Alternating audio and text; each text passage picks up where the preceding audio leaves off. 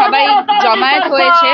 নির্ভয়ার পরে যে ঘটনাটা, এটা মানে নির্ভয়ার যে ঘটনাটা যেটা ছিল সেটা প্রচন্ডই হিনিয়াস একটা crime, it was a heinous crime, but after that this RG Kar incident it shook the entire nation and this মানে আমি বলতে চাইছি যে উইমেনরা কি কোথাওই সেফ নয়, পাবলিক প্লেসে কোথাওই সেফ নয়। এই প্রোটেস্টের মানে থ্রু থেকে কিছু আমরা এজেন্ডা এবং কিছু পয়েন্টস আমরা মানে যারা কোর্ট অফ ল জাস্টিসে আছে তাদেরকে বলতে চাই যে please give justice to the person who has been murdered and brutally rape, পুরো এভিডেন্স দিয়ে। এতটা পাশবিক একটা ঘটনা এবং তারপরেও রাজ্য প্রশাসনের মানে এই বিষয়ে কোনো হেলদোল নেই।